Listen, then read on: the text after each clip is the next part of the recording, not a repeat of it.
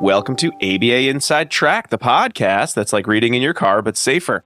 I'm your host, Robert Perry Cruz, and with me as always are my fabulous co-hosts. Hey, Rob, bringing it to you hot in the second place in 2024. I don't like bringing it to me hot in the second place. Something about I'm in the second place. That combination of words. It's Jackie. Makes me uncomfortable. Oh, good. That's what 24. Boom, right in the kisser. That's what 2024 is going to do. Challenge you. I don't know if that's got a challenge I'm looking for, but Do you want right. to say your name? I did. You just missed it. I said Jackie. Oh, I'm so sorry. I missed it. Yeah, pay attention, Diana. I'm Who's Jackie. on the show? I'm Jackie I'm already McDonald. lost. What's happening? And it's me, Diana. Well, Diana, let me tell you what's happening. We're doing a podcast. What's it about, you say? Why, behavior analysis and behavior analytic research. And this week, just like every week on the show, we are going to pick a topic and discuss relevant research articles on that topic. And I'm very excited about this topic because it's about a lot of treatments. These treatments, they're super cool. You might even say they're tubular. I'm going to say these treatments are rad. That's right. We're talking about rad treatments today. Rad treatments? The ethics of rad treatments. How Sign me rad are up. these treatments going to be? You actually misread it. No, I believe I read the article. All the treatments had their hats on backwards. They wore sunglasses and They brought had a their pants skateboard. on backwards, too. Yeah, pants on backwards, skateboard to the treatment room. They're rad Crisscross will treatments. make you want to jump. Daddy We're going to Mac talk will about make the ya. raddest treatments around. Countdown from top 10. I'm excited. Here Let's we go. do this. Rad treatments. Okay. Wait a minute. When I look at some of these treatment names, they don't make me feel rad.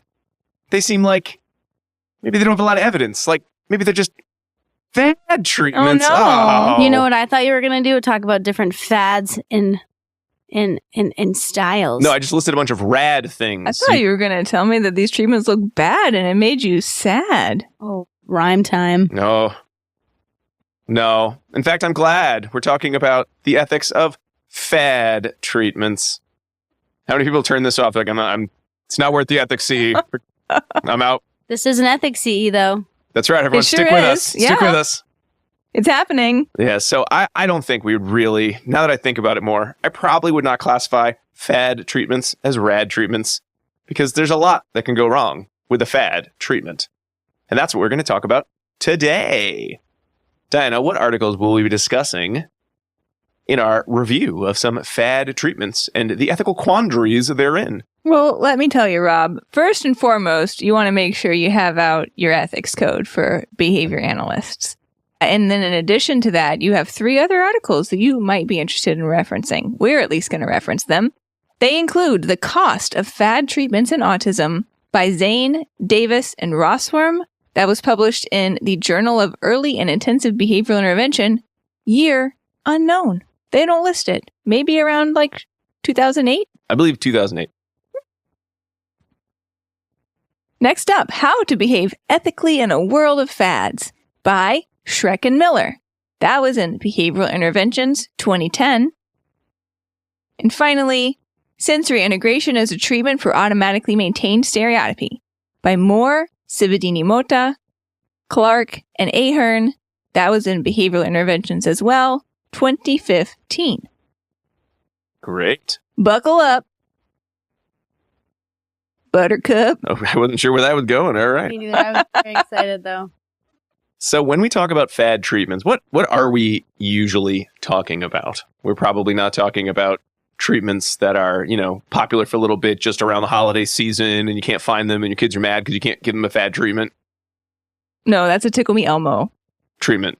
Yeah. Which ironically would also be a fad treatment using Tickle Me Elmo. Quite possibly. Oh my God, I love Tickle Me Elmo.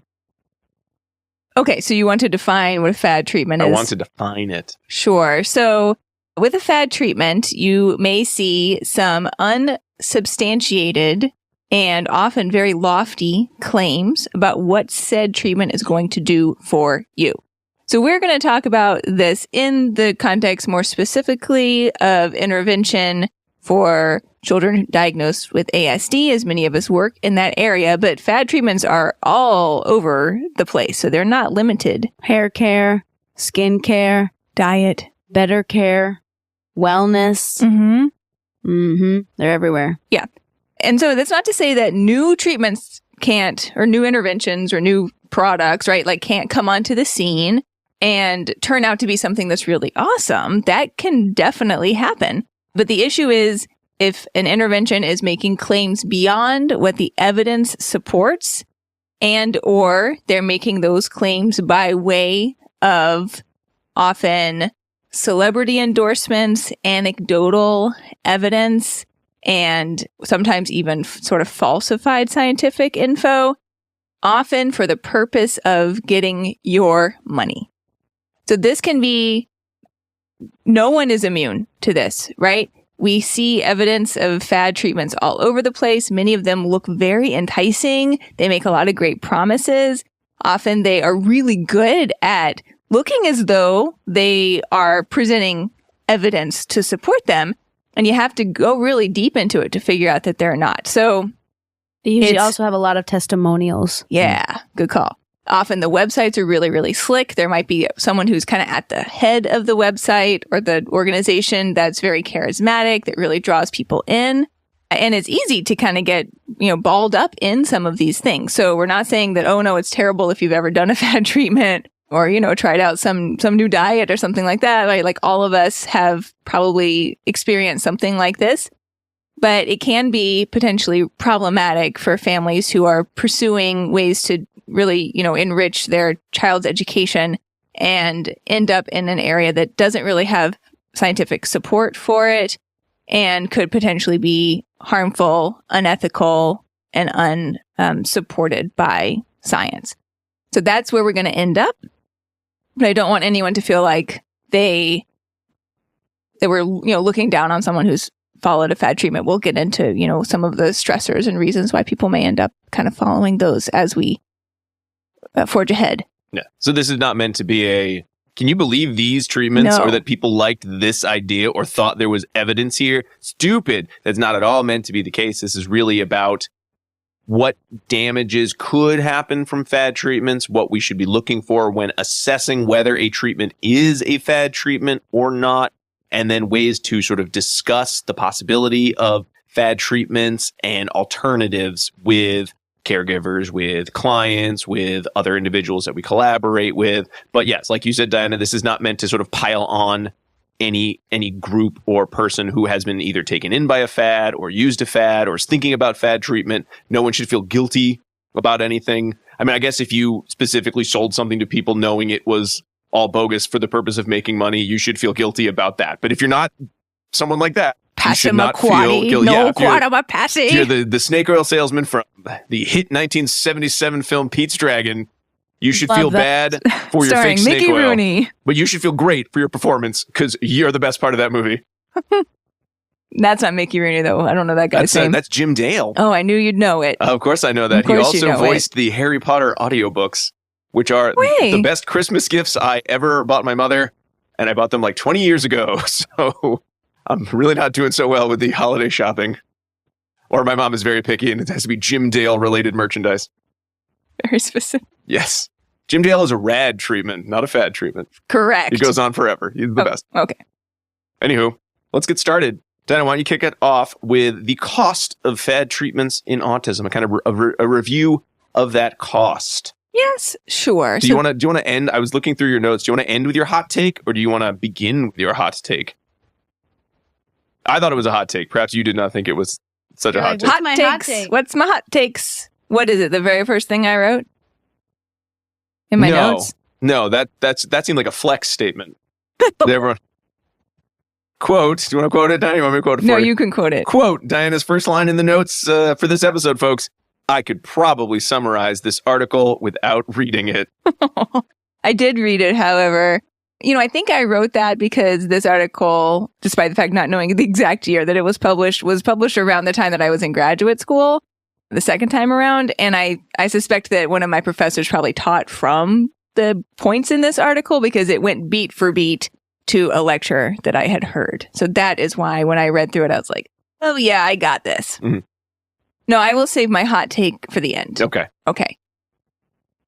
This article is useful in that it lays out for its readers a little bit about what a fad treatment is, but really more focuses on how can we determine if an intervention is evidence-based and really of high quality.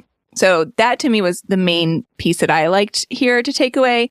So they start us out. Of course, we're focusing in the realm of autism, right? So they say there's lots of ASD diagnoses out there. There are a lot of families that therefore are looking for individualized educational treatments for their children. But there may be some folks who are making dubious claims about the effectiveness of certain interventions. How can we know if something is effective? Are there perhaps guidelines that we can follow? Lucky for us, this article gives us 3 great sources for guidelines for determining effectiveness of an intervention.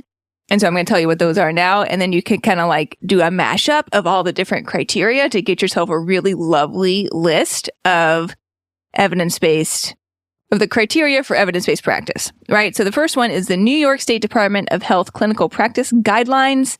I forgot to write down the year, but those were in the mid-aughts, I believe, that those came out because that's when I recall reviewing them. They give us 3 different criteria that we can judge the effectiveness of an intervention based on the quality of the research. So those criteria are 1, did they use experimental design? 2, within that experiment, did they control for bias? And then C, were there multiple studies done by multiple investigators? So that like gives us a starting point, but it doesn't go necessarily into a ton of detail. From there, we can also reference Newsom and Hovenitz. That one was 2005. They add 3 more criteria. Within that research, the term should be operationally defined.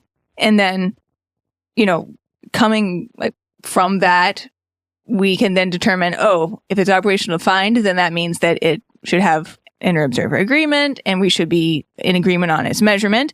And that's the number 2 piece, which is there should be reliability of measurement somehow. And then the number 3 piece, again, this one is like the first 3. The treatment must be tested using experimental procedures.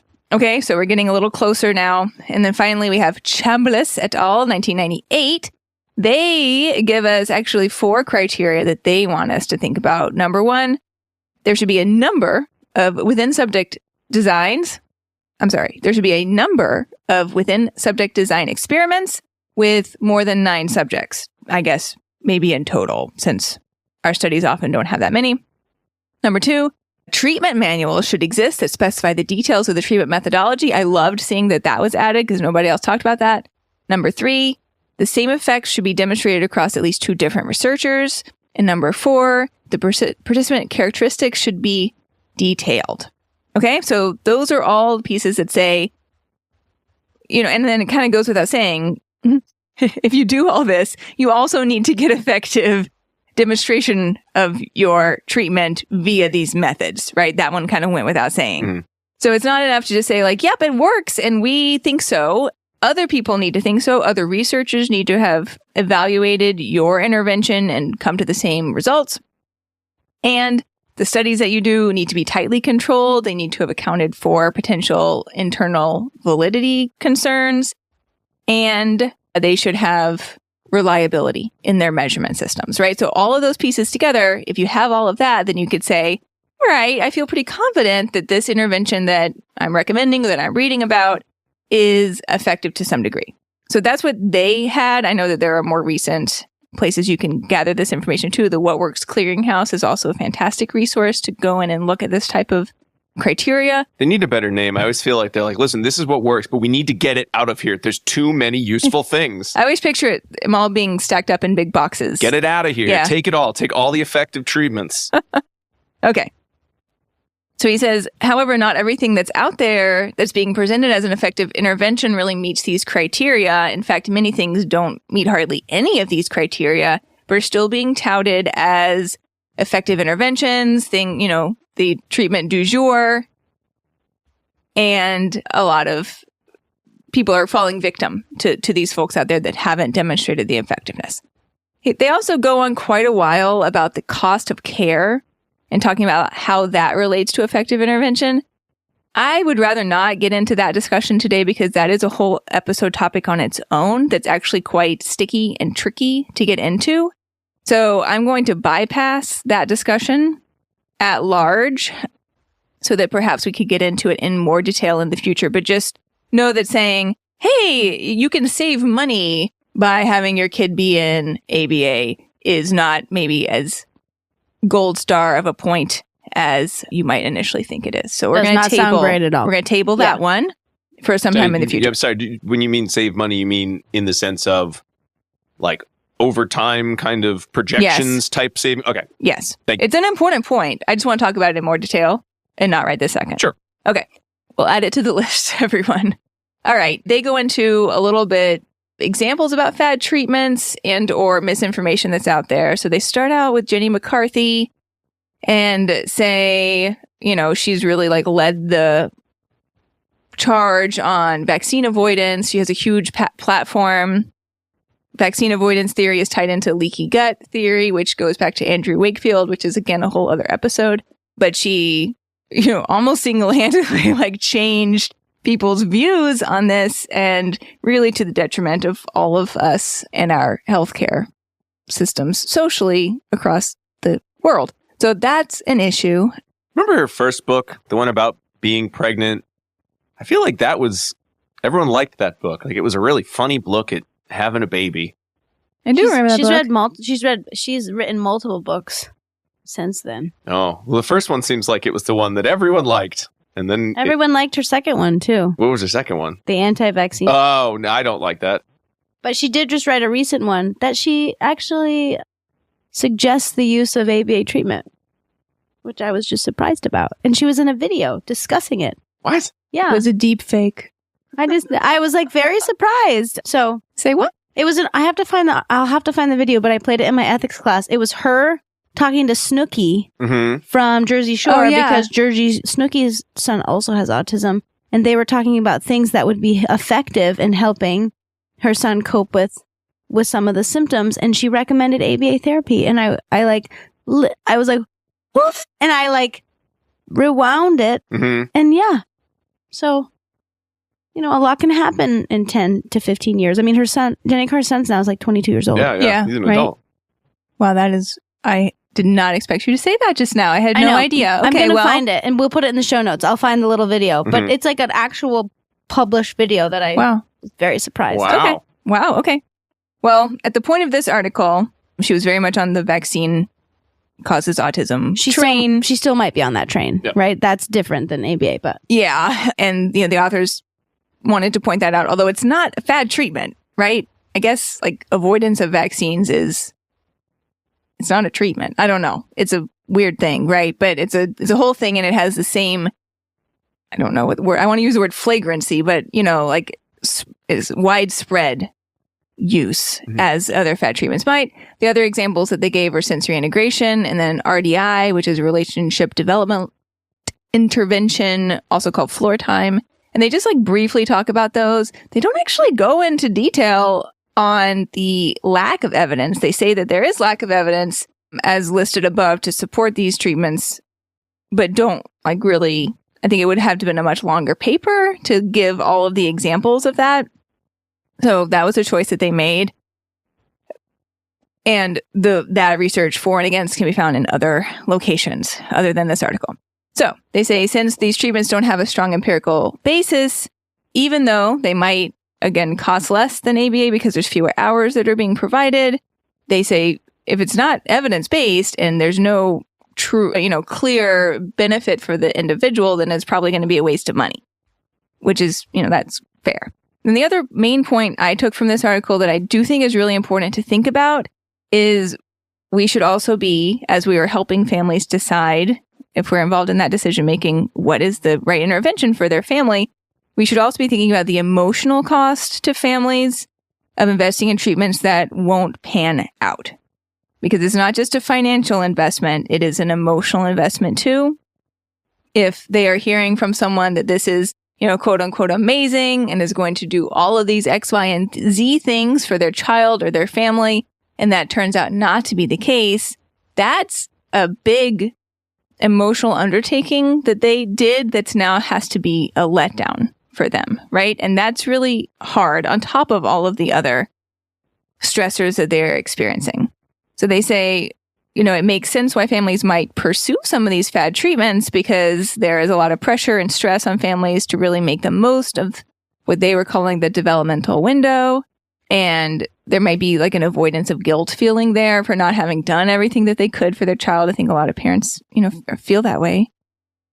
And they said that the average parent of an autistic child has probably tried about 7 different treatments, which is quite a lot, right?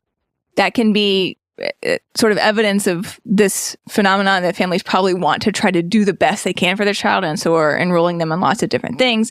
It also makes it hard outside of the context of a clear empirical study to determine what was effective, if something was effective and had a therapeutic benefit, because the child is actually enrolled in a lot of different things at once. So that just sort of muddies the waters in terms of looking at it through this empirical lens. So that's the takeaways from this article. My hot take point here, I guess, is what I have written here, which is I do feel like this article is really showing its age. And that's, not the fault of an article that's now 15 years old or 20. When did I say this was written? 2008. 15 years ago, right? But you can't fault something that was written in the past, but I do think it's evidence for us of how much our field has progressed and changed since this point in time. Because just off the top of my head, I said there's no discussion on social validity in client and family preferences. There's no discussion on the measurement methods that are being used to determine effectiveness inside of these empirical analyses. There is a permeation throughout this article of the idea that more intervention is definitely going to be better. And there's really no discussion on reserving judgment of what the empirical research's benefit may be while that research is being conducted. And there's definitely kind of like of course, ABA is best kind of tone to the whole thing, right? And I think that if this were written now, this article probably would have a different tone to it and take into consideration a lot of these other factors, right? So the authors probably also think that too. I don't want to put words in their mouth or anything like that. But if you're reading this, keep in mind that this is older, and I think our field has made some gains in our thinking process since then. So what you're saying is someone should write the article, "Are FET treatments still a thing?" ? Follow up on blah, blah, blah.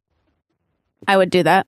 It seems like it would be, I love those points down and just kind of put those in there and then add in some more recent it always seems evidence. Easy, Lack Rob. of I'll just write that up real quick. I said it real quick, so therefore we copyrighted the idea, and now it's ours forever to do with as we will. All right, what's your ethics take on this, Rob? Yeah, so what we talked about doing for this, since we wanted to make sure that we got the ethics, we hit the ethics points home, is that while we all read all the articles, but usually one of us is sort of a main presenter per article, but we thought we'd swap who kind of talked about what are the relevant ethics codes, and then we'd have some room for discussion, or we'll all agree, which is great too. So in terms of looking at what were the relevant codes that you should be thinking of, or I would recommend you think of or go back to while you are reading this article or listening to someone discuss this article, would certainly be 1.03, the idea of being accountable. I think this comes into play for most of the articles we'll be discussing today, in that if you are a clinician working with a multidisciplinary team or working with a client and stakeholder who's sort of are interested in sort of the buffet approach, which often happens with a lot of fad treatments of what's the harm? We should just use everything. More is always better than just a few things. That you technically would still be on the hook for inappropriate treatments or fad treatments that have no evidence or that could cause harm in the package. So just saying, well, I'm the BCBA and I'm only doing the ABA part of this intervention, I think still as part of a team, you need to be asking yourself, are you really living up to your ethical standards, even though you are not responsible for engaging in some of the treatment? That also could potentially put you in conflict with 104, practicing in a defined role. If you are told you're only the BCBA, you're only responsible for one aspect of this treatment, that gives you an even harder ethical time, in that maybe it is not your role to tell everyone, I'm worried about some of the components of this treatment, unless it is directly impacting your work with the client or the client's progress with the treatment that you are providing. So a little bit of a wrinkle there. It might not be as simple as telling everyone how wrong they are and check out the evidence, which our next article will give some pointers on how you might do. I don't know if I agree with all of those either. So 2.01, another one, providing effective treatment. Again, if you're using fad treatments or promoting fad treatments, they have little to no research. That's what makes them a fad treatment, to support their use. So if you are using fad treatments, you are not acting ethically. Now, again, we're going to talk about some of the complexity that comes in there, in that just because something doesn't have research on the specific package of fad treatment doesn't necessarily mean that there might not be relevant components that could be described in behavioral terms. So again, it's not always as much of a slam dunk as that sounds like a fad treatment, therefore I will use it and I'm going to tell everyone how wrong they are for using it. That may also not be acting ethically, even though on its face it may seem like it would be. 2.09 involving clients and stakeholders. This is certainly always important, but I think in going to that emotional cost, this really comes into play both in 2.09 and then 3.01, your responsibility to clients. So really this idea that if you have treatments that they may be appreciated, they may be liked, but they may not work, you also do have to take into account, it's not as simple as just saying, look, this doesn't work. This is a bad idea. What a waste of time and effort this will be, because there is an emotional cost to every treatment that is going to be suggested by other people. And you have to be paying attention to that. There might be a reason the family likes this idea for a treatment, or they want to trial it even though you have found no research to support its use. Unless there is a direct harm in the use of the treatment, you really need to be very careful. When there's harm, you can just say there is going to be harm. All the research points to harm. If you use this, you will likely harm your child. I'm very worried about this. We shouldn't do this. But if there isn't any risk of harm, it makes it a lot harder for you to then explain some of these ideas of evidence-based and what does the data tell us and what are the sort of the systems and what's the kind of methodology behind some of the purported gains in these treatments, because the parents might just have decided that this is a component of the child's treatment package, or the child or the client might have decided this, that they like or they want to be a part of for some reason. And if you're not taking that potential emotionality into account, you are really setting yourself up to sour your relationship with the family. I mean, even if it doesn't work in the end, it might be better to say, well, there's no harm. There's some behavioral underpinnings. Maybe we should trial it and see what happens, and then let them come to a conclusion rather than just jumping in front and saying, no, there's no evidence for this. This is a bad idea, because emotions are running high when we're talking about treatments. And we have to be sensitive to that. That also gets at a core principle too. We have to treat others with compassion, dignity, and respect, which is why this is not an episode on like fad treatments, stupid or really dumb. This is about the complexities that can go into fad treatments, because we want to give that dignity and compassion to individuals who are not just picking fad treatments because they're like, I love fad treatments because I like things that aren't effective and I'm making money off of this somehow, right? That's not the case for our clients and for the stakeholders. So, and then advocating for appropriate services. Again, looking for those criteria for good science. That's the 3.12. So this article has a number of citations you can look at. I feel like every time I read an article series that's looking at, here are some great ways to know if this is a good evidence base, they cite a bunch of different individuals. I think this changes a lot over time. So yes, again, if you have a few that feel good or your state has sort of regulations on that, you might want to be looking to those too, not just saying, well, Chambliss, love that name. That's the one I'm going to go for. All right. So those are some of my ethical thoughts. And now I'm going to continue talking. But first, why don't we take a little break? Then I'll come back and continue talking. We'll be right back.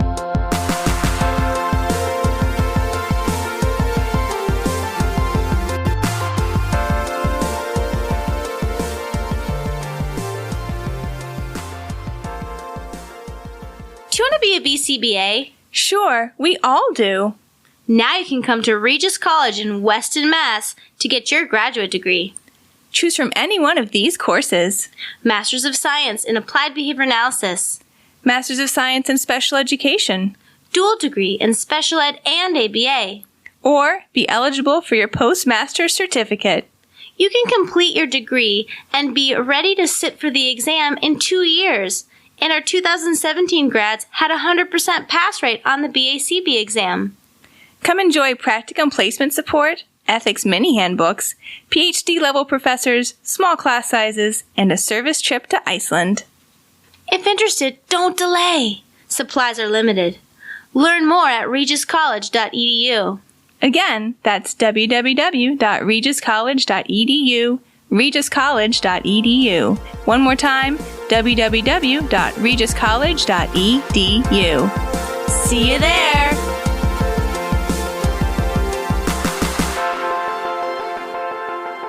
And we are back talking about the ethics of fad treatments. But before we do that, we want to remind all of our listeners that ABA Inside Track is ACE and QAPA approved And by listening, you can earn 1 Ethics CE. Listening to this episode. If you listen to different episodes, they may not be for Ethics CEs, but this one is. So when you're finished listening, you can click the link in your podcast player to go to our website, abainsidetrack.com, and put in some key information, if you would like to, including 2 secret code words. I'm going to tell you the first one right now. It is Atari. Atari. Atari, it's the company. They're still around. I think they released a new Atari recently. I'm going to get it. I know, but they were one of the sort of forebearers of the modern video game. They were not the first video game system. No, the 3 bears. Not the 3 bears, the 4 bears. Which at one point, can you imagine video games were a fad? And in the early 80s, everyone said, no one's going to play these things anymore. They're going the way of the hula hoop. And now think about it. Everyone plays video games all the time. Crazy. So like you said, Dinah, just because something is new does not mean it's a fad. Atari. All right. So let's move on and talk about Trek and Miller, how to behave ethically in a world of fads. I love the title of this. I know. So, we'll be talking about ethics code throughout, but this article sort of has, I guess, 3 kind of general points. The first being the discussion, a little bit loosely of ethical guidelines, both for BCBAs and for psychologists. Then it gets into sort of a flow chart of how do you know if something is a fad-based treatment. How will I know? And then the last section of the article. Hold on, Rob. If it is a fad. Thank you. I try to look at the research, can't find it. And then I look at all the websites. Everyone says it's really good. How will I know? Can't find the research. How will I know? Yes. Thank you. All right. That was really good. That was really good. There we go. I was like, none of this. I'm out. I don't know. Maybe people can hear it in my voice, but it's cold. We've had a long day. I'm a little tired. And I really thought it was rad treatments that was going to jazz me up. Fad treatments bring me down a little bit. That was pretty rad. And then the third part of this article, which I think is probably the weakest part of this article, how to talk to individuals who have misconceptions about ABA, which I think is well written and brings up some excellent points. However, as we get to it, I don't know if debating people about how good ABA is when they tell you, I think ABA is bad. It's one of those things of, you definitely need to stick up for your field. That's an important step. But what's the context in which people are doing this? Is it like a dinner party? Is it someone who is trying to hire you? So we'll talk about some of those points and which ones probably are useful and which ones may result in an argument. So again, when we look at our ethical guidelines, we'll go over some more specifics, but generally, of course, we have our ethical code. The American Psychological Association has their own ethical code. Many of the codes are similar, such as we need to be aware of scientific knowledge concerning the treatments available. We need to choose treatments that are based on the knowledge of that scientific research. We need to recommend those treatments that are scientifically supported and most effective.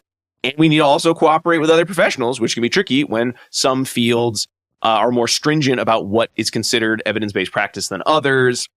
BCBAs specifically must be looking at the likely effects of all alternate treatments. We need to describe specific objectives of treatment, which can be very difficult sometimes with fad treatments that have often, like we were saying at the top of the show, kind of lofty goals of, they'll change your life forever, right? How do you objectively measure changing life forever? I love that. There's a lot of ways that could happen. You know what? I want to tell someone that I got pulled into a fad treatment, even though I still love it and I still do it, even though I know it's a fad treatment. Mm-hmm. I bought myself a Shakti mat.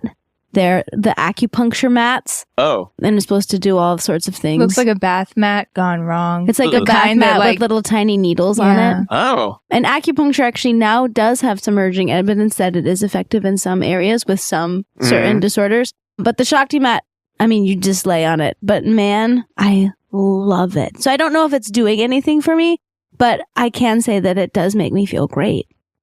Well, that's fair. Right? And as but an adult and it's as a not changing my consumer, life. you're able to purchase an item and say, I like this item because it has an effect on me. It's my quality of happiness in the moment. It's placebo, but man, do it. So everyone. Okay, no, hold on. I'm just wait, kidding. wait. You could take some data. I could take some data, actually. I could. Maybe I took will. data on myself. I give it 3 smiles. 3 3 smooches. All right. So you're saying that is great, Jack. If you were then like, and now I'm selling my own line of ABA Shakti Mao fad treatment. Lay down your delete kid. podcast. Oh, and we also need to be advancing behavior analysis. It's one of our other, which psychologists don't have to advance behavior analysis bring it back if they don't want to. Sorry. But even knowing this, still a lot of BCBAs probably would say, I have used fad treatments. And not like Jackie, where they purchased it for their own use, but used fad treatment as part of an intervention that they were either a team member on or they were supervising. There are so many alternative treatments that it can sometimes be hard to know what's a fad treatment, what is an evidence-based practice. If you're new to the field and you're working in a collaborative team, you may have senior members of the team who are telling you, no, this is evidence-based, but perhaps because of their own ethical code or their own training, that might not be something that they measured the same way that you measure as evidence-based. The example that they're going to bring up throughout this article is sensory integration, which 16.4% of BCBAs reported using. And the authors ask the question, why? Is it because they don't understand how to scientifically evaluate different methods of treatment?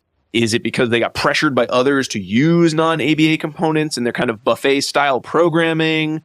Are there obstacles when they got stuck doing this and they tried to get out that they couldn't overcome, or they weren't able to navigate around some of the political pressures that kind of come in being on some of these teams? So why not make a model? Why not do our favorite thing in the world, which is make a flow chart to help you decide how to act ethically in assessing some of these, they call them alternate treatments rather than fad treatments. I like that. Yeah. I kind of wish they called it a sea of fads. A sea of Instead fads? Of a world of fads, right? Because everything's just like you're like floating out in the sea in a sea of fads. Yeah. Adrift. Adrift in a sea of fads. Yeah. So they give a number of recommendations before they even kind of get into some of their flowchart.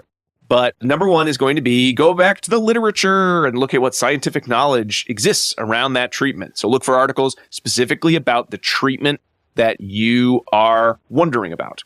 Were there participants? Who were they? What data and instruments were used? What were the techniques and methods used? What were the results that came from that? And then if there is a body of evidence that seems methodologically sound, you can evaluate, is this enough evidence of effectiveness? Again, they recommend Chambliss et al., Chambliss and Holon, 1998. A different recommendation of Lonergan, Elbert, and Johnson, 1998. Chambliss is the GOAT. Yeah, everyone loves Chambliss. Lonergan and colleagues, they only get shout outed here. Not a real goat, everyone. G.O.A.T. Oh, thank you. Okay. And again, it was a lot of the same ideas. No slander against Chambliss. And again, there's a lot of the same ideas, Dinah, that you brought up in the last Glazane article that we talked about in terms of, is this definitely efficacious? Is this possibly efficacious? They really like some of these older guidelines because these are all from the 90s. I didn't quite sure, because I don't always look at, sort of some of the updated, which of these articles are the best to like, this is the best way to decide whether something is enough evidence, because it feels like it changes every decade or so. But the authors here say they like these old 90s ones because they're more focused on objective evidence of efficacy rather than clinical judgment, which made me a little unsure. Do they mean they don't want social validity, or are things becoming more nebulous in some of the publications they've been looking at around good or not good articles or good or not good evidence? So I wasn't really quite sure where they were going with that point. Now, again, a whole other conversation. Yeah. Now, if you have a body of evidence based on the putative fad treatment in front of you, great. You look at it, you compare it to benchmarks for enough evidence, and then you either use or don't use the treatment. However, as they probably figured, most fad treatments have very little evidence, especially named whatever it is, the treatment that you think you're looking at, because a lot of these fad treatments change names over time as there are stories published, like facilitated communication, right? Everyone knows facilitated communication is dangerous. It can cause harm. Well, what's it called now? It was rapid prompting for a while. I think I got a new name after that. I don't even know what it was. Rapid prompting is what I know it to be. So these things can keep changing names. So you're going to find articles about facilitated communication. Bad. Oh, no. We're not doing that. We're doing rapid prompting. It's the same thing. However, as a practitioner, you only have so much time to invest into researching every single permutation of a fad treatment. So you're probably not going to find enough research. Even if you did spend the time looking, you probably won't find enough treatment on the alternate treatment package of the day. So now you kind of go into their flowchart. You need to be looking at some of the components of the package itself. And then again, their flowchart's only for people. And it's a flowchart. So like that makes more sense with the C analogy. Okay. Yep. I hear you. Yeah. You're only going to use this. No, I know. I just got that. Yeah. Go ahead. You're only going to use this flowchart if you are pretty sure this treatment is not going to cause harm. You're mostly just concerned that the treatment will not be effective. If the treatment's going to cause harm, don't go to the flowchart. As much as everyone loves a flowchart, don't even go to it. It's not a good treatment. You need to be advocating for your client to not use this treatment. Get Matthew Broadhead on the horn. Yeah. So, beginning of this flowchart, you're going to identify what are the basic components of the treatment, which is going to be what's the theoretical basis and what are some of the assumptions that go into this treatment is effective. What are the techniques or methods used in engaging in this treatment, this alternate treatment? And then what are the claims of the treatment? And for each of these, you're going to look for research support specifically. So it's not just research support for, let's say, rapid prompting. It's research support for what are the techniques of rapid prompting? Is there research for any of that? What are the assumptions and theoretical basis for the use of rapid prompting? Research in that. And then finally, what are the claims of rapid prompting? Any research for that? So you have to look at the individual parts of that treatment. And again, if you see research support for any of those components, great. You can use components of the treatment that have research and then evaluate the individual's response to it, right? No harm, no foul. It's either going to work, it's not going to work. There's no harm. There is some research to support it. Great. We're scientists. We can do this. However, you keep going down the flowchart, it keeps getting harder. If you don't see any research support or it's very limited research support for any of these components, now you have to start digging into some of the anecdotal claims. Could this be explained behaviorally? So, yes, this treatment, even though it's purported to work because it has something to do with brain function, it sounds like a lot of reinforcement. So, like, what's the reason that the shock T mat might work? I'm sure the reason it works really relaxes me. They describe, the reason it might be described in, the publication and the little pamphlet that comes with it might have nothing to do with, it's reinforcing some behavior that I engage in. Or it's competing with some feeling I have and I like this one better. I don't know. There's a lot of things it could be. Yeah, we don't know. Some of the prompting, could punishment be at play? Who knows? So if you think that, I think this alternate treatment is just something pulled from ABA with a different marketing spin on it, again, you could evaluate that component that you think has behavioral reasoning behind it. And if you see desired behavior change, okay, great. Look at that piece of the package. If not, all right, then suggest a different treatment that might have some of those same components that are behaviorally based, but do have a research base as well behind them. So like what's the ABA kind of corresponding treatment to that component? And the critical part there is that it's evidence-based. Yes, got to be evidence-based. Not that it has to be ABA. Yeah. My Shaktimat's not behavior analytic, but man, I love it. But maybe not evidence-based. There might be some. I don't know. I'll have to look. Yeah. I don't care though. So the example they use for how you could use the flowchart would be sensory integration. So what's the theoretical basis for sensory integration would be the first part of the flowchart. There's a physiological medical explanation for autism with a claim that the nervous system of someone with an ASD diagnosis has abnormal processing, which leads to issues in learning and language acquisition and social skill acquisition and excesses and deficits in behavior, right? And there's no research to support these claims. What about the techniques in sensory integration? Well, you could do a sensory diet, like deep pressure, tactile stimulation. You could do sensory orientation activities. Arts and crafts is listed as a specific technique in sensory integration. And again, there's no research on these individual techniques, at least at the time of publishing. There has been since this article came out, but very little of it has been positive. And there could also be behavioral explanations for some of these things. So maybe brushing is a desensitization program to hypersensitivity to touch, or maybe there's reinforcement, like the mat. I like that sensation, so I want to engage in a treatment because I like the feeling it gives me. But it also could be some sort of, punishment. Oh, well, some of the excessive behaviors, maybe a stereotypy, decreases when the child's in the body sock because they don't like being in the body sock. So they're engaging in other behaviors to escape the body sock, right? Or when they calm down, they get let out of the body sock, right? So although I think a lot of kids like the body sock. Oh, yeah. That was just an example they used in the article. Body sock. I think there's so much that falls underneath the umbrella of SI that, again, we don't have time to go into all of it in detail, but likely there are many different behavioral principles at play. Yeah. For some components of sensory integration, which do seem to be effective, the research is pretty mixed and all over the place. But so many things fall underneath this area that you can't really assess it as a whole. I think when you do see effectiveness, it often has a lot to do with modification of current EOs. Yeah. So again, this would go into the flowchart under there are some behavioral principles likely at play. So you could evaluate components of a sensory integration package, but you would not recommend the use of sensory integration as everything that it could include. Yes. And you wouldn't be recommending the theory. You'd be talking about the behavioral underpinnings of some of those components. You do the same with treatment claims. Again, a lot of them are sort of, improves ability to focus, reduces aberrant behaviors. Some of those are measurable. So, knowing that some of the treatments of, behavioral explanation, you certainly could use some of these components and then, see whether or not they were effective for the individual for more specific and objective goals. So, by the flowchart, SI package, no evidence, components of SI techniques, maybe could be efficacious for your client. And then finally, they go through, here's a bunch of ways to dispute misperceptions about I'll go through this really fast, but again, I feel like if someone is coming to you and saying things like, I heard ABA is rigid and mechanistic, unless they are actually saying that as, I'm really curious to learn more about ABA. They come to you and say, I would never use ABA. It's mechanistic and rigid. I don't think telling someone like, actually, did you know that there's research on a range of adaptive and social skills using ABA? And there's individualization and programming in ABA? I don't think they're going to care. I probably would just say, oh, okay, and I would move on. That person is not interested in actually having a debate about the merits or deficits of ABA. Certainly, if someone were, I was thinking about ABA, but I heard, then I would think some of these counter arguments could be very effective. So certainly the idea that, no, really our goal is on a high, social validity for the treatments, very individualized treatments, right? That could help counter that thought.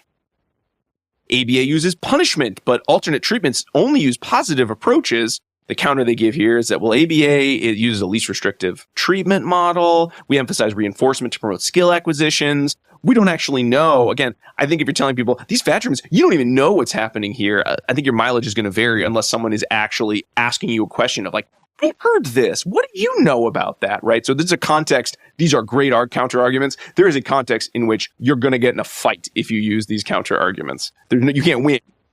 ABA is costly and labor intensive. Alts are cheap. They're easy to use. Again, we sort of talked about, measuring costs can be hard, but at the end of the day, it doesn't matter how cheap something is. If it doesn't produce the effective change that you expected to happen, it doesn't matter how much or how little it costs.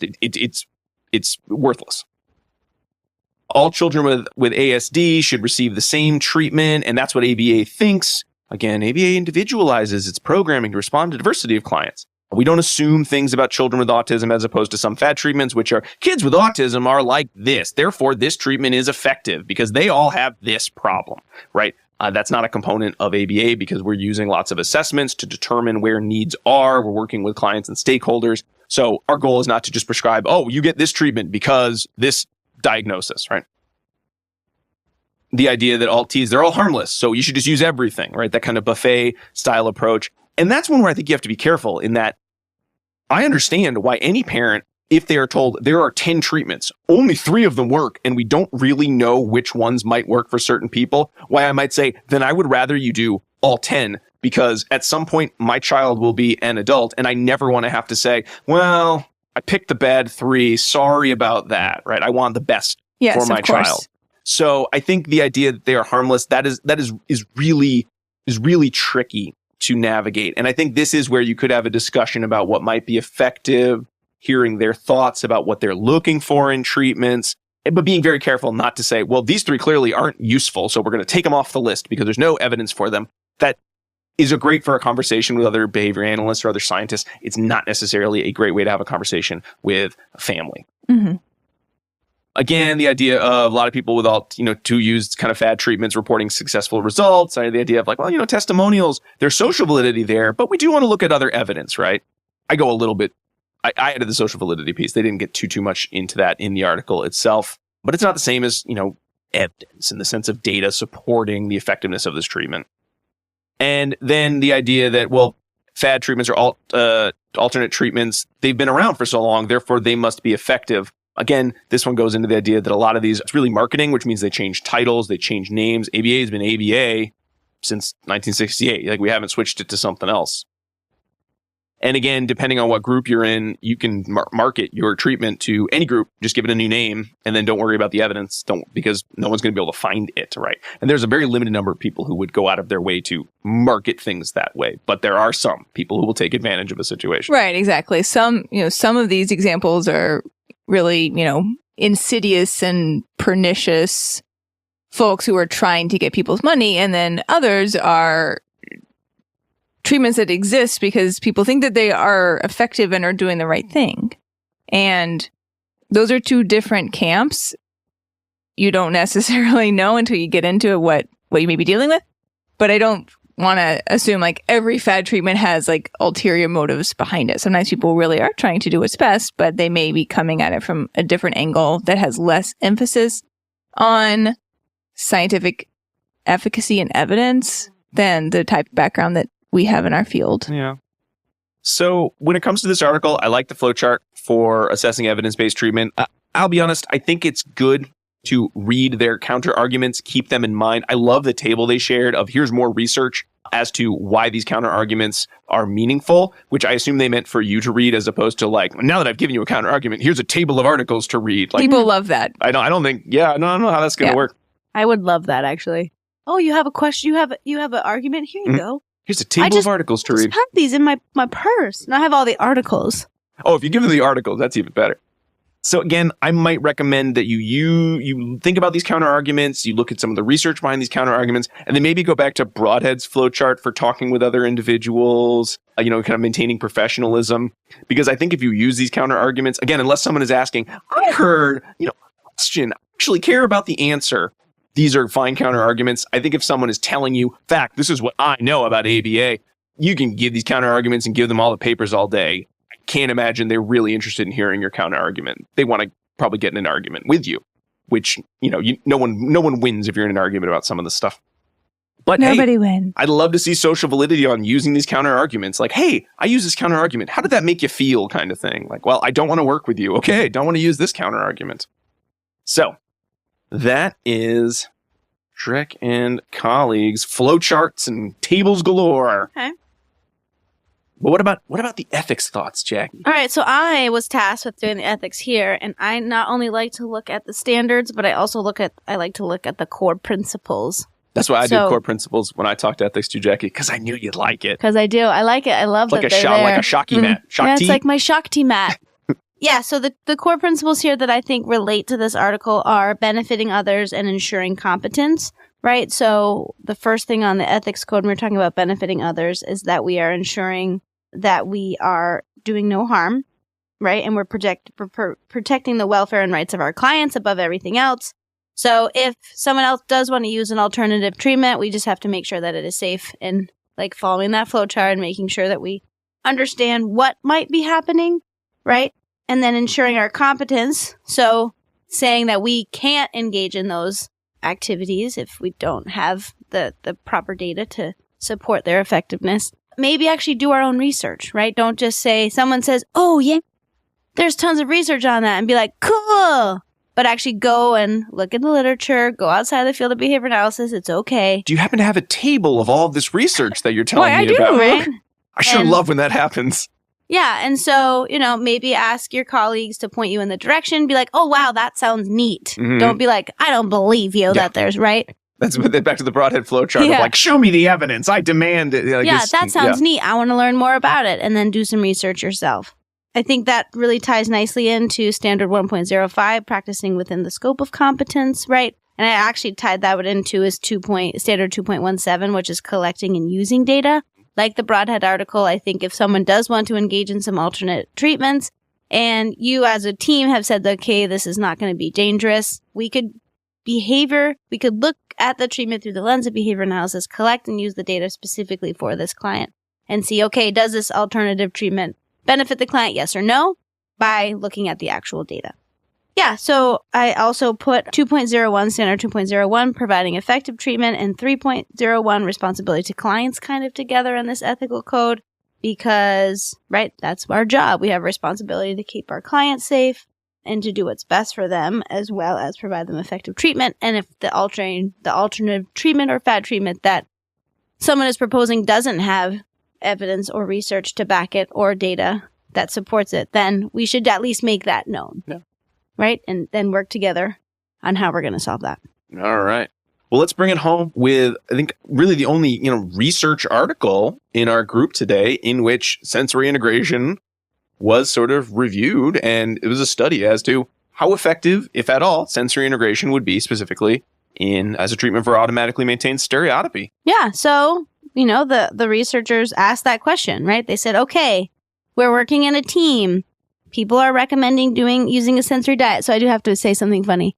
In 2006, when I was first starting out as a behavior analyst, I went to my first IEP meeting and someone said, oh, should we incorporate a sensory diet into this the student's IEP?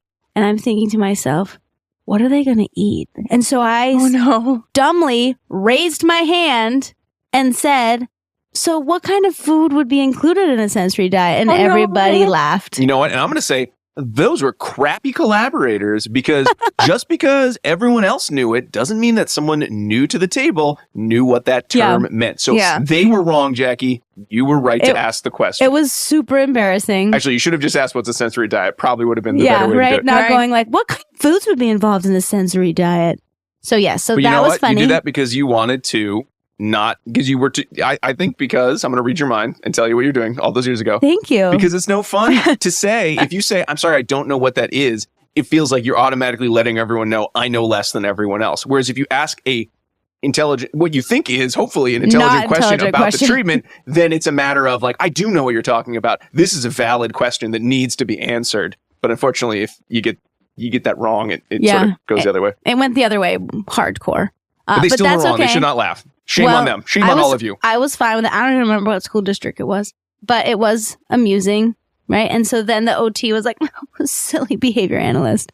And so they're like, a sensory diet. And then they explained to me what it was, that it included some sensory stimulation throughout the day that helped to balance the sensory input and output a student was feeling. And I said, they probably should have named that a little bit differently, because sensory diet seems like you're eating something. Yeah. And that I pulled it back. But yes. And so sensory diets can be commonly prescribed in an IEP, and they might be prescribed by an occupational therapist. As we read in the article, some behavior analysts might use some sensory integration, and speech and language pathologists might use some sensory integration. And so the body of literature supporting sensory integration is fairly mixed. The last review was conducted and they looked at 25 studies, and only 3 of those 25 studies showed positive results. Some of them demonstrated that the behaviors actually got worse during sensory integration treatment, but most of the research wasn't really methodologically sound, so we couldn't really use that as like our gold standard. And so, the authors posited that the success or failure of sensory integration treatment may be a result of the function of behavior. So they said, okay, previous studies looked at sensory integration for attention, escape, and automatically maintained behavior. Didn't really find anything, that sensory integration made a difference. But it would make sense that if we were trying to treat automatically maintained behavior, that sensory integration would be most effective there, Because you're modifying the environmental variables that affect behavior. You are changing the MO, That will then alter the function, alter the likelihood of the behavior happening, in this case stereotypy, and altering the reinforcing effectiveness, which in this case would make stereotypy less or more likely to occur. So the purpose of this study was to determine whether sensory integration, and they used different treatments based on the recommendation of the occupational therapist. So this wasn't a behavior analyst being like, I'm going to choose these things. So they collaborated with an OT. And they individualized the treatments based on what the OT felt the student needed most, which I like. And so they used a sensory diet where they provided sensory stimulation every hour on the hour where they were at school. And they used items that the occupational therapist felt would match the sensory input-output imbalance that they were having. And they also used deep pressure and brushing, which I love watching videos of deep pressure and brushing. Can feel great and also horrible. Right? Yeah, I don't love watching them. They make me feel nervous. I just feel like the joint compression. I don't like the joint compression. I like just the brushing part. Okay. So the deep I gotta say, just real quick. Sure. that I have one of those brushes. It's like a circle brush, and it has all these like little plastic tines, whatever. Sure. And Bristles? Bristles, and God, that thing feels so good. Yes, that's what I was going to say, On my too. head. It feels so good. I would do it on my whole body, probably. It feels great. I don't think it's rearranging any neural pathways or anything like that, but it does feel good, and it is very reinforcing. It does feel great. So I own a dry brush. I'm like, whoa, so showing my woo-woo-ness here with my Shakti mat and my dry brush. But I do love it too. It just feels nice, right? So I was particularly interested in this study, and that's why I chose to do it. But yeah, so the brushing is you're brushing towards the heart, so you're moving everything underneath the skin around, stimulating things, right? That's proprioceptive nervous system. And then the deep pressure is working around the joints, which that made me a little bit nervous too, right? I don't want to touch my joints. Yeah.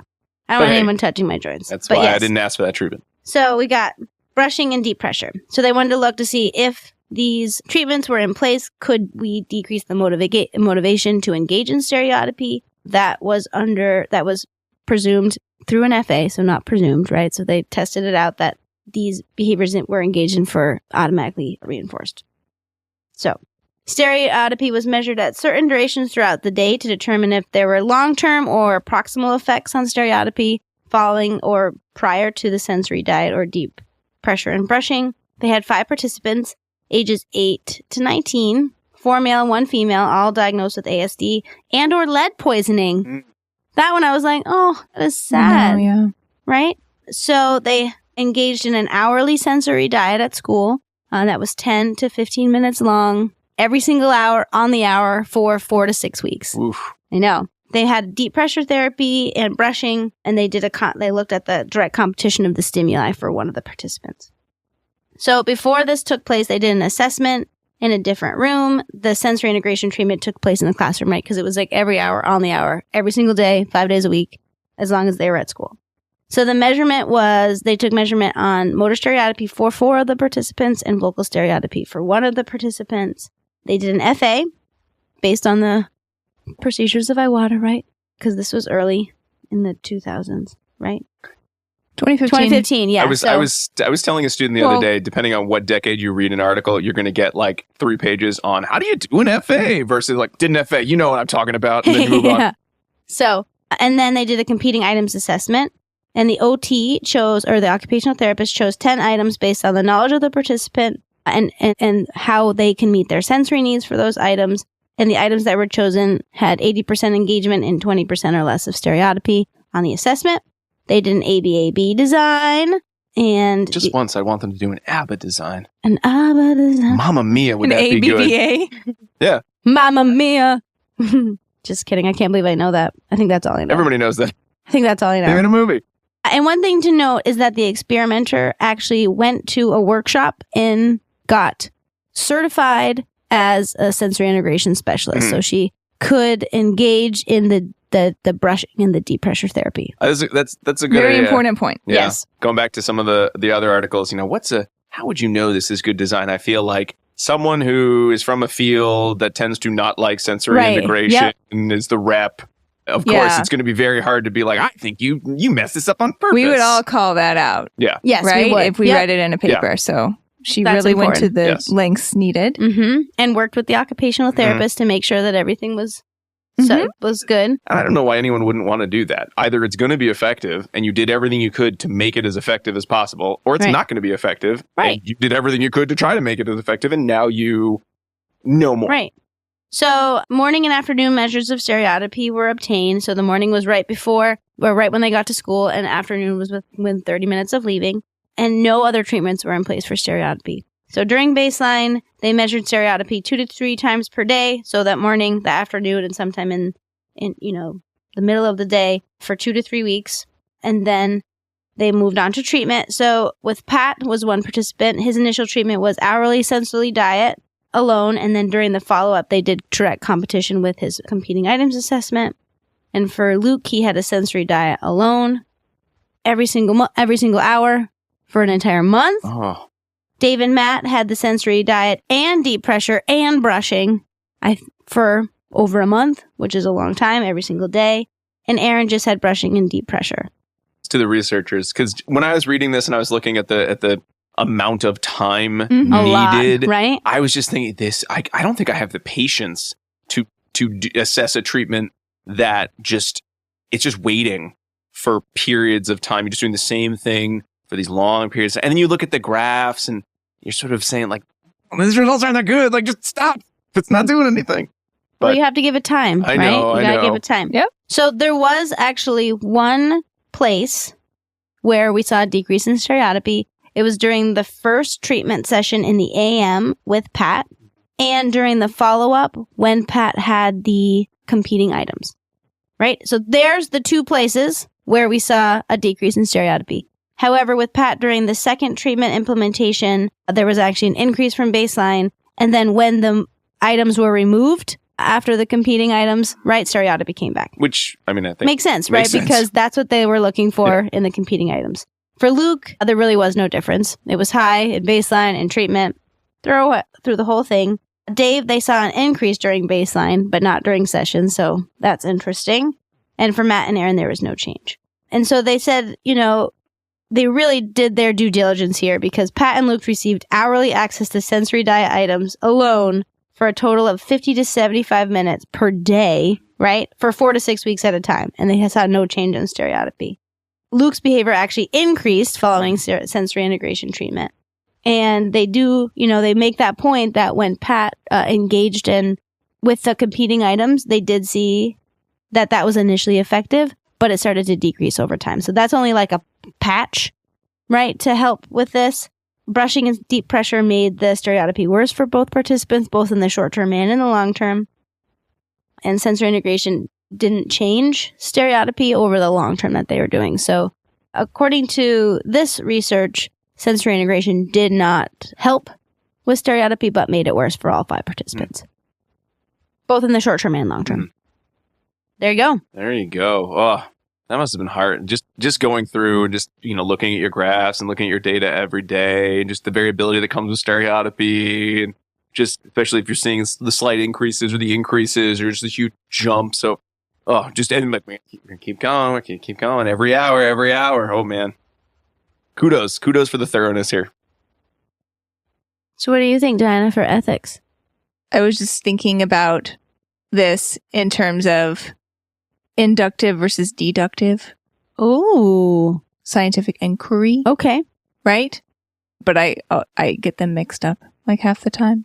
Right? So Jackie, you have to make sure I'm saying this the right way. Okay. So with inductive reasoning, it's a method of drawing conclusions by going from specific to general, right?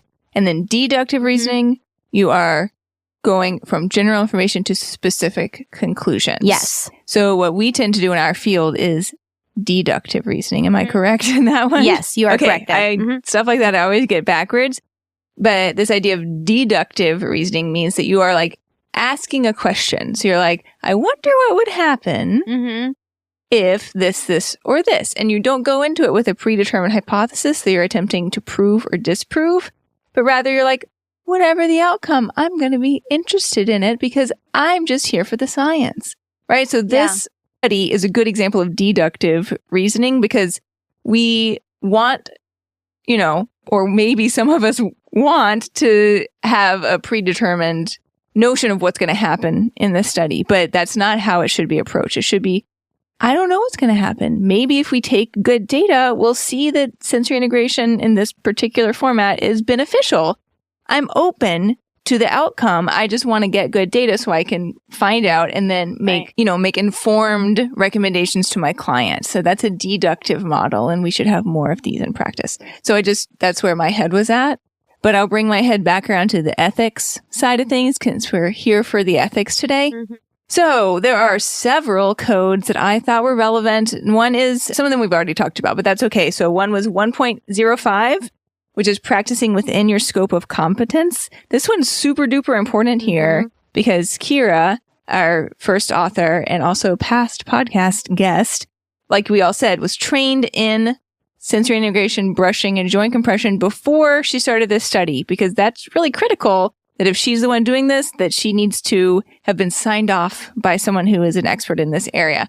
So she went through and did her due diligence to ensure that she was operating within her scope of competence and that someone couldn't use that as evidence of, bias within the study. Yeah, that's a good point, Anna. And even in the Shrek study that we talked about, they bring up the idea that even if you're using the flowchart effectively, if you're reading research that's outside of your level of understanding, that could be perceived as your level of competence, and you need to be finding someone in that field to sort of help you understand the research. You best back up.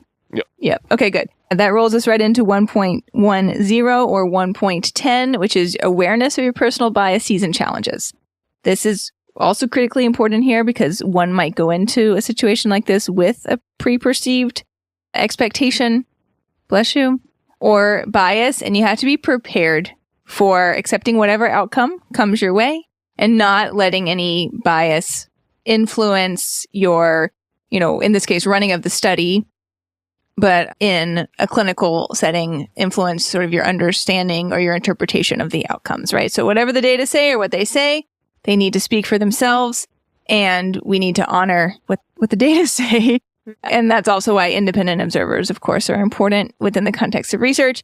2.01 is providing effective treatment. That's like the whole point of all of this, right? We want to ensure that we're recommending evidence-based practice and effective treatment to our clients. So that's what they were attempting to determine here. I feel like it also goes with 2.15, which is minimizing risk of behavior change in behavior change intervention, because we wouldn't want to recommend something that was harmful and or risky or not beneficial for our clients. And then when we go down to look at the ones that are actually research related, there's 6.06, which is competence in conducting research, which kind of relates us back to our other one about scope of competence. And then 6.03, which is research within service delivery. So here you must be careful if you are conducting research during the context of the participant's service delivery, that research fits in with what their services should already be that are being delivered. Okay. That's what I had on that. All right. Well, love it. Let's pull into the dissemination station and wrap it up. So I think when it comes to fad treatments, as much fun as it might be to tell everyone they're wrong and these treatments are bad, we talked about a lot of reasons that is of no help and is not ethical on its face. And we went over a number of concerns that you should be taking into account when working with individuals who are interested in fad or alternate treatments, whatever we want to call it. We talked about some strategies for identifying whether something is a fad treatment or is there something that you can assess or use in testing efficacy. But I think it goes back to a lot of the topics. I think we've had a lot of topics related to the idea of collaboration. Even with the idea of fad treatments, there are ways that we can be meaningfully collaborative while still being ethical and scientific. So certainly the flowchart that we discussed would be one way to sort of figure out how you can best do that. But sadly, as much fun as it might be to say that's a fad treatment and it's not going to work, and then everyone says, thank you, behavior analyst, you're so darn smart about knowing the evidence, that will never, ever happen. If it ever happened to you, please write in. That would be a great story to hear. But I'm guessing everyone has not had that experience and either acted slightly unethically in being rude or uncollaborative or dismissive of a parent or a team member who wanted to try what you would consider a fad treatment. Or vice versa. Yeah. You may have been that person at one point. That's true. I think our field has really grown a lot in our understanding of how these interactions may come across, right, in the context of collaborative meetings and with families. So if ever in the past you may have, been that person that's like ABA or else, you probably have had a lot of food for thought, and there are ways to approach these interactions compassionately and collaboratively with folks, bringing into understanding that people come from different backgrounds and have different, personal stressors and histories that are going to influence how willing or unwilling they are to hear particular pieces of evidence, quote unquote data, right, at any given point in time. So we as the professionals in that relationship have to modulate how we're presenting and what we're presenting, and always be taking that, perspective taking approach in order to have it be ultimately most successful for the client. So it's okay if in the past you weren't that person, right? Or if you've been in these interactions before, like Rob is saying. Sorry to hijack your comment, Rob. Well, I don't accept your apology. Okay. I said my piece, actually. That was what I needed to say. Jackie, you love ethics. I do love ethics. And I also love alternative treatments.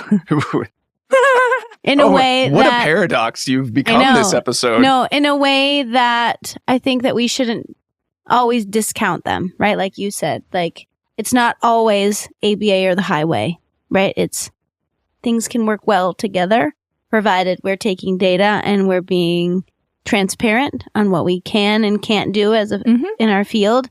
And I think we can't just automatically say, oh, that's an alternative treatment. I'm not even going to think about it, right? And not look at it through the lens of behavior analysis and how we can say, okay, here's the reasons why this may or may not be effective based on what we know about behavior. So I think if we're doing that and we're writing that down, and we're keeping, that's what one thing we're supposed to do with the code, right? Because now we're supposed to look at things not from this, it's ABA or the highway, but we're supposed to document what we're doing and trying to collaborate with our colleagues. So that's what I think. The other piece, I guess I would say related to this is that when we're talking about, quote unquote, evidence-based practice and empirical research, a lot of that is based in a Western model. And most of the research has been done by Western, European, or American researchers. So that are more commonly introduced in those areas may have more evidence for them, but we shouldn't discount that other practices from other regions of the world may also be effective, but haven't had a chance to have the same research backing and basis. Mm-hmm. So we should be, I think, quite careful before we dismiss out of hand something solely because it doesn't have evidence backing without thinking about how we can, get the data that we need to determine if this is particularly effective for this client and or if it's meaningful for the family. Then let's be, culturally responsive to what that family is looking for their child and figure out how to best help and work with that family too. Turns out I had a lot to say. You did. You're like, I'm only going to say one tiny thing, but yeah, 20 minutes later, here I am. Just kidding.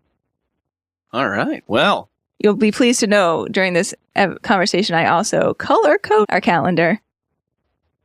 Wow. How do you do both of those things? I'm just so talented. That's impressive. It's rainbow. Well, let's move to the last section of the show. Pairings. I'll keep on talking then. Okay, so this section is called pairings. Pairings is when I tell you about our back catalog episodes that may be of interest to you if you enjoyed listening to this one. So these are in no particular order. Episode 26, how to talk to how to talk to non-behavior analysts without really trying. I like that. How to talk to behavior analysts. That is an ethics episode if you're interested. Episode 200 on ethical decision making. That's with Dr. Matthew Broadhead and is also an ethics episode. In one/both of those, we review the fabled flowchart. Episode 220, in which we discuss facilitated communication and go through, some similar components of the flowchart. Episode 3, in which we discuss social stories. Episode 78, should behavior analysts use social thinking, which was with Dr. Justin Leaf. Episode 259, where we talk about next level collaboration and the flowchart from Broadhead. That was with Rose Griffin, who's both an SLP and a BCBA. And then finally, episode 104, we talk about culturally competent assessment, and that was with Dr. Elizabeth Fong. In pairings, I also like to recommend a snack for you to enjoy.